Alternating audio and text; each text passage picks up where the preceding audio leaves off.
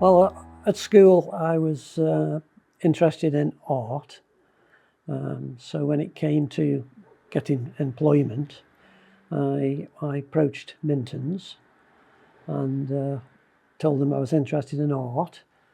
And originally I was thinking of going into engraving, and there was a position available, but when I got there, that position had been taken. So they asked me if I'd like to have a look at the gilding department and the artists. So I went to have a look in the gilding department, and I thought, this looks good. And at that time, every August, they took on 2 school leavers.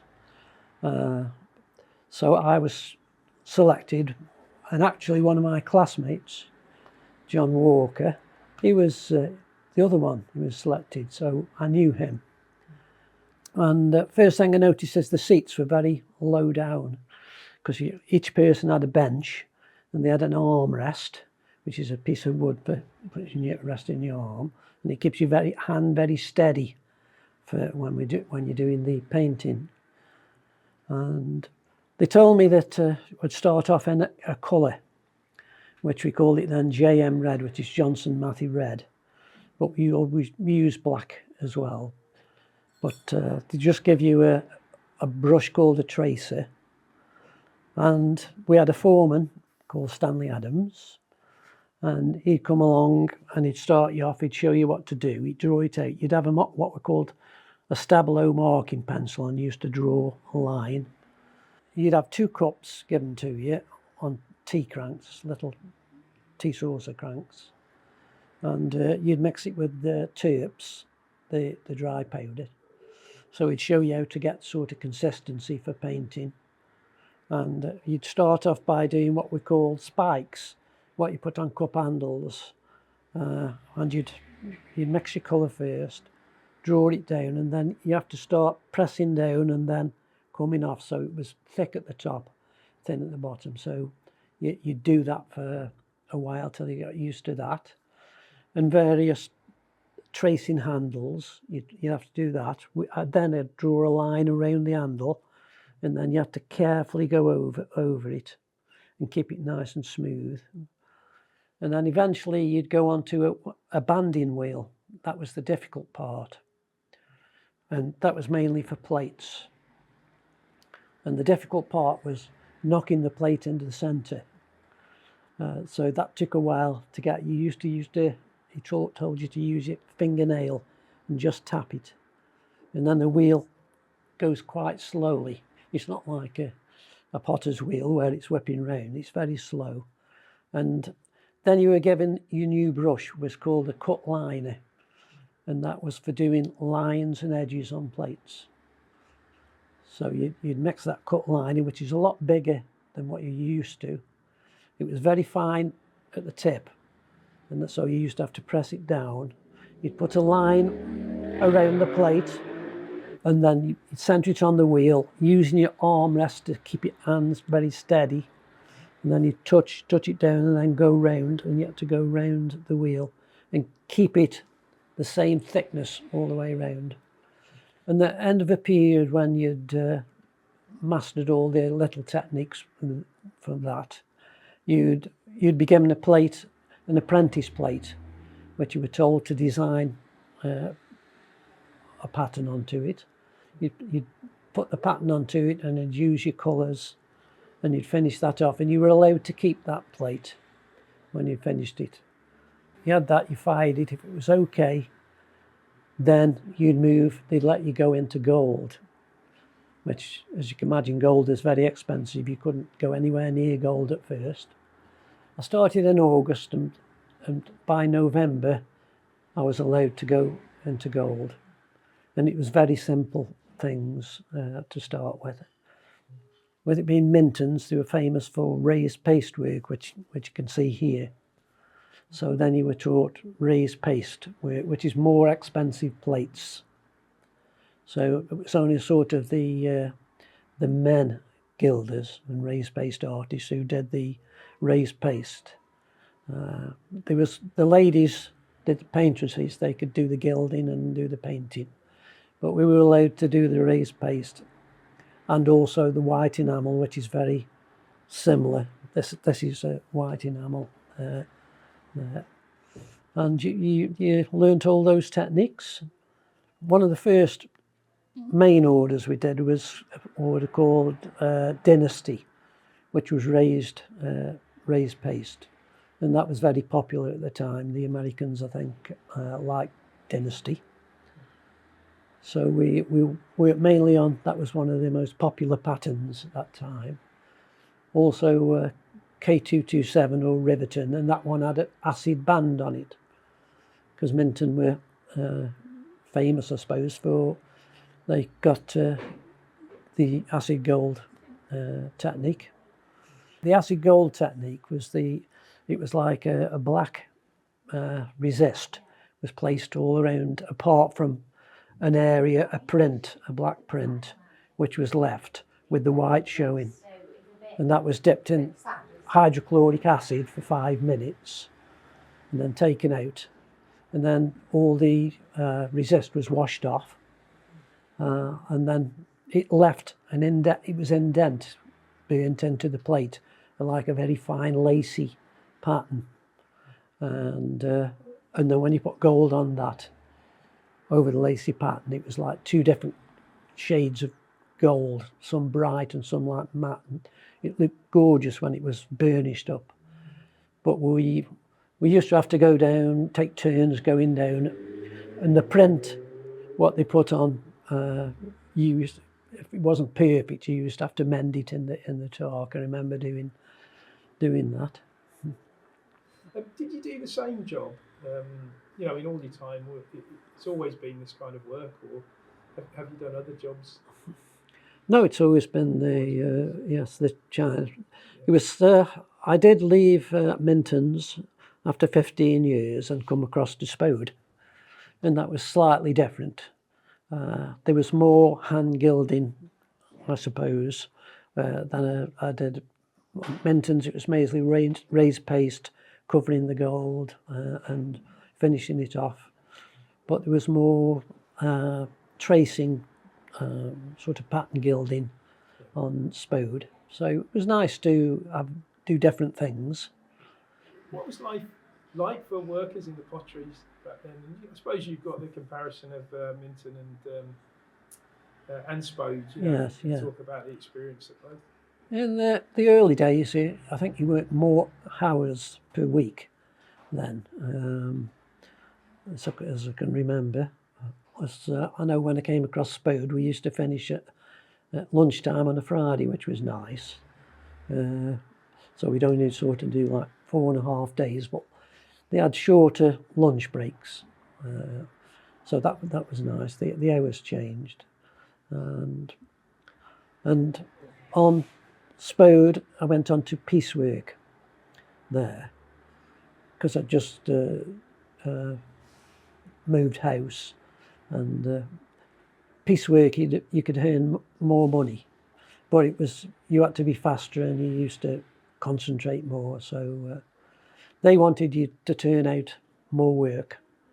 So they virtually said, whatever you do, like as much as you can do, we'll pay for it. And so then it was quite good wages then for the time. How many could you turn out in say a week? Well, it was a price per piece, so you'd do as many as you could.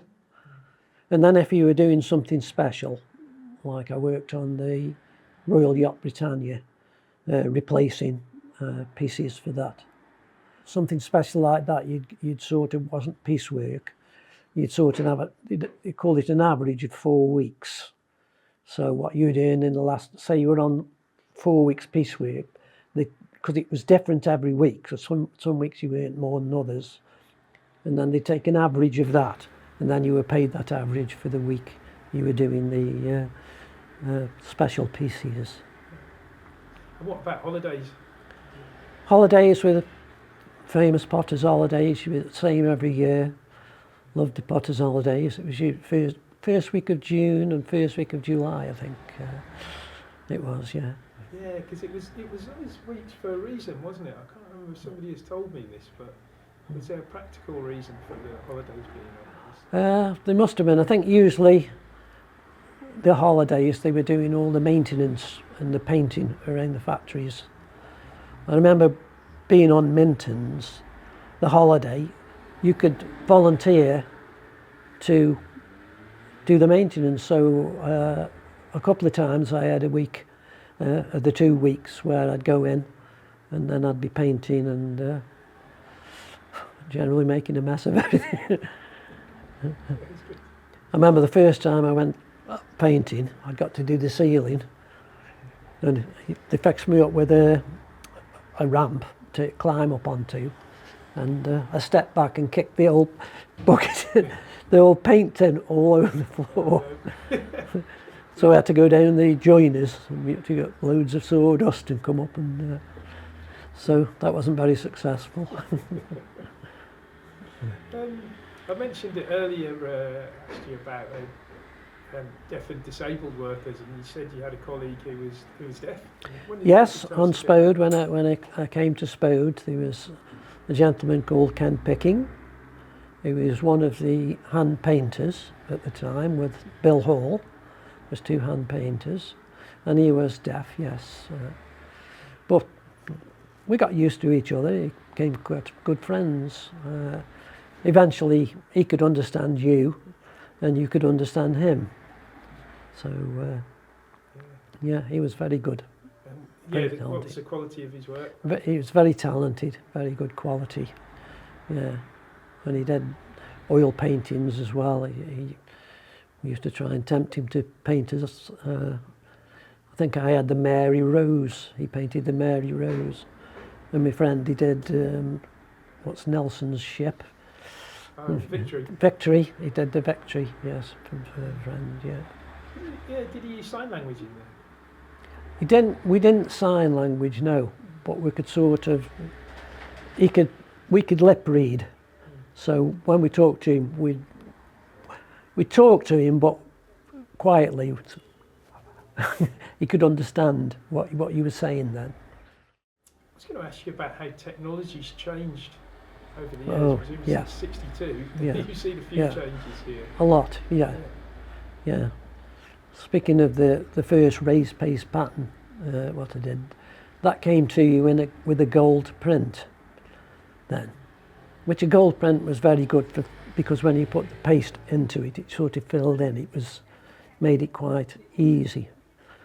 But eventually he went off onto doing litho prints. He still raised over the top of it. When I first came on Spode, as I said, a lot of the decoration I was doing, we used to do all the tracing on the plates. Eventually that was put onto litho, so we didn't have to do that. And do you have other family who'd worked in the potteries as well? Or is... My mother worked on pottery. She was an aerographer. Yeah, but and my friends, 1 or 2 friends went on the potteries. So it was a family line of work? Yeah, on the factories it was very family orientated. I mean, there was people I worked with, the brothers and the sons, worked together. There was a lot of teams of wives and husbands. So yes, cousins. So very nice. In the early days, we used to have a concert at Christmas where you went down for your lunch and all the staff had to serve you.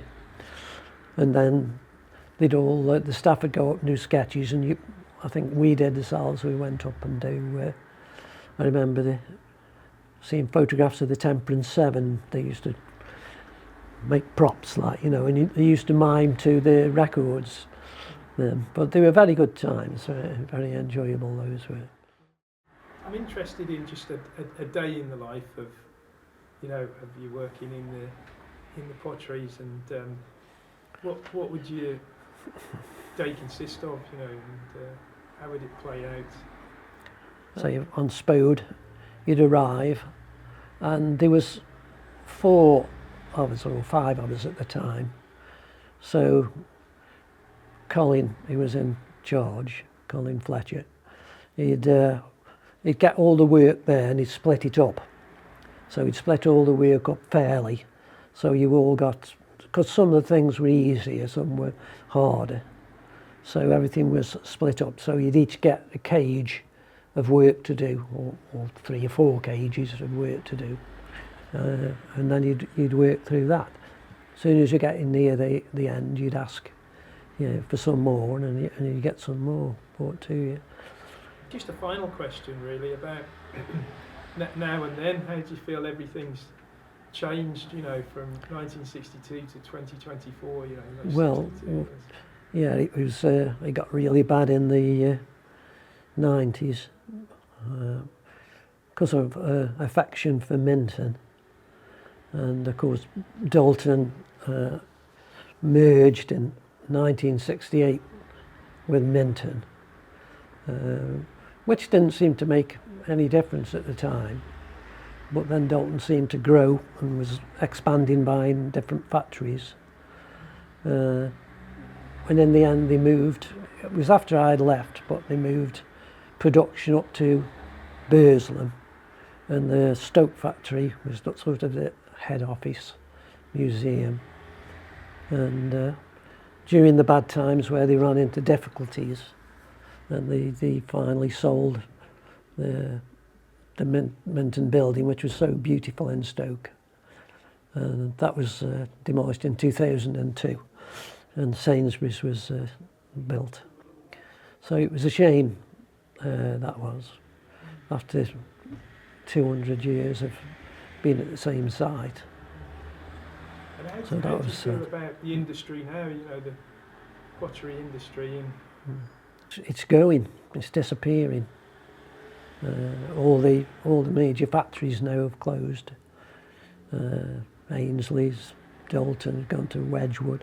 The sort of Wedgwood own Minton and Dalton. They're still going. There's still some good smaller factories doing lovely work, but it's very small now compared to how it used to be. And it's just fashion as well, because I notice a lot of the companies what did the really expensive wear, they've finished now.